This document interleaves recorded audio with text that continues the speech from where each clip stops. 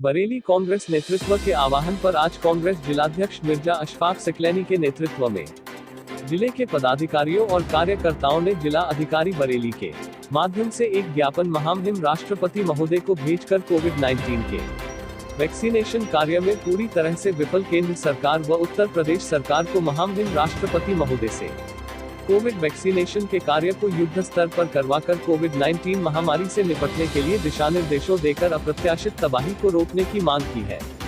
ज्ञापन में कहा गया है, देश में जिस धीमी गति से वैक्सीनेशन का कार्य हो रहा है वह अत्यंत चिंताजनक है, क्योंकि 31 मई 2021 तक देश में 21.31 करोड़ वैक्सीनेशन लगाई गई है। वैक्सीनेशन की दोनों खुराकें केवल 4.45 करोड़ भारतीयों को ही मिली है, जो भारत की आबादी का केवल 3.17% है। पिछले 134 दिनों में वैक्सीनेशन की औसत गति लगभग 16 लाख खुराक प्रतिदिन है। इस गति से देश की पूरी वयस्क जनसंख्या को वैक्सीनेशन लगाने में 3 साल लग जाएंगे। यदि ऐसे ही चलता रहा तो देश के नागरिकों को कोरोना की तीसरी लहर से कैसे बचा पाएंगे? इस सवाल का जवाब तो केंद्र सरकार को देना ही होगा।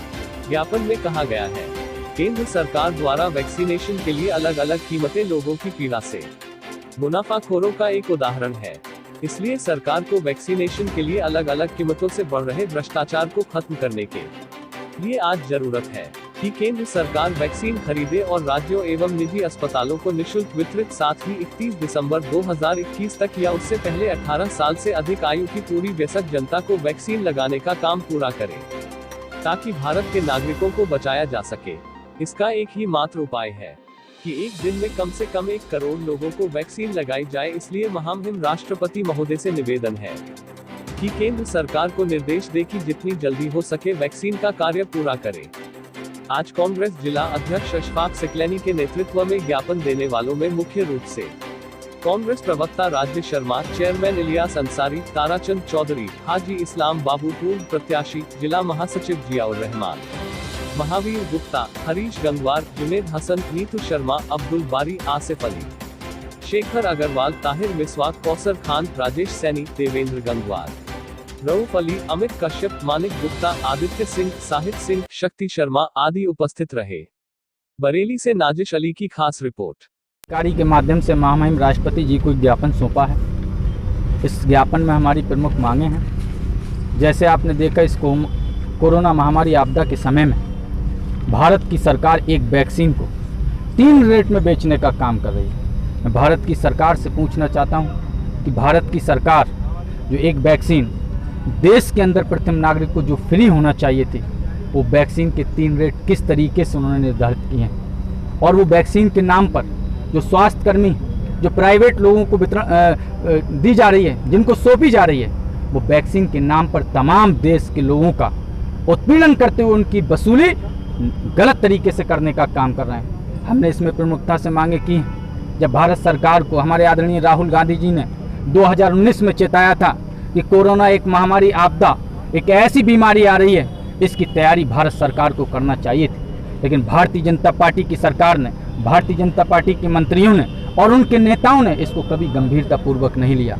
आज उन्हें वही वजह है कि देश का तमाम हमारा जो देश की जनता है, आज उनके जो गलत कारनामे थे, उनकी गलत नीति के कारण हमारा देश ये सारी चीज़ें झेल रहा है। लोगों का इस लॉकडाउन के समय में, इस कोरोना महामारी के समय में तमाम बेरोजगारों की जो बेरोजगार थे उनको कोई साधन नहीं मिल पा रहा है। तमाम लोगों की नौकरियां चली गई और हमारा देश आज अर्थव्यवस्था में और तमाम बेरोजगारी जो दर थी कहाँ उठकर आ गई है। लेकिन भारत की सरकार को चिंता नहीं थी।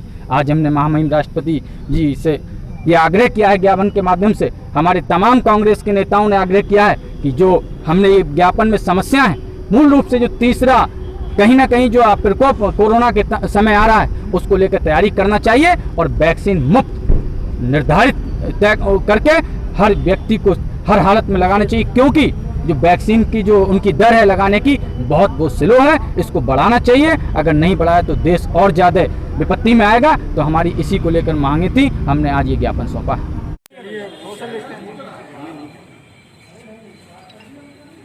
हो गया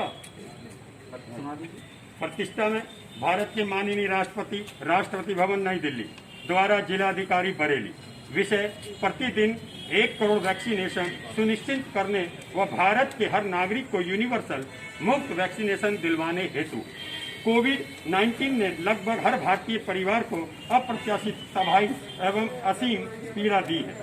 दुख की बात यह है कि मोदी सरकार ने कोरोना से लड़ने की अपनी जिम्मेदारी से पल्ला झाड़ लिया है और लोगों को उनके हाल पर छोड़ दिया है। सच्चाई यह है कि केंद्र में भाजपा सरकार कोविड-19 के आपराधिक कुप्रबंधन की दोषी है।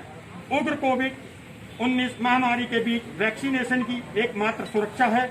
मोदी सरकार ने वैक्सीनेशन की रणनीति भारी भूलों की एक खतरनाक कॉकटेल है। भाजपा सरकार ने वैक्सीनेशन की योजना बनाने का अपना कर्तव्य ही भूल गई है और भाजपा सरकार निंदनीय रूप से वैक्सीन की खरीद से बेखबर रही है।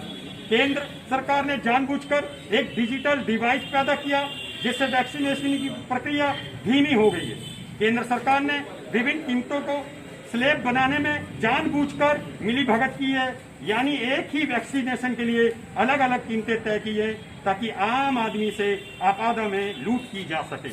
जहां अन्य देशों ने मई 2020 से वैक्सीन खरीदने के ऑर्डर देने शुरू कर दिए थे, वहीं मोदी सरकार ने भारत को इसमें विफल कर दिया। केंद्र सरकार ने वैक्सीन का पहला ऑर्डर जनवरी 2021 में जाकर दिया। जनपटल पर मौजूद जानकारी के अनुसार मोदी सरकार पॉजिटिव राज्य सरकारों ने 140 करोड़ की जनसंख्या के लिए आज तक 39 करोड़ वैक्सीन खुराकों का ऑर्डर दिया।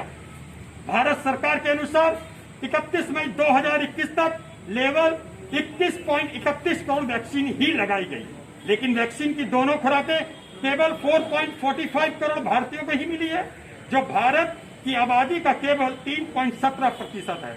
पिछले 134 दिनों में वैक्सीनेशन की औसत गति लगभग 16 लाख खुराक प्रतिदिन है। इस गति से देश की पूरी वयस्क जनसंख्या को वैक्सीन लगाने में 3 साल से ज्यादा समय लग जाएगा।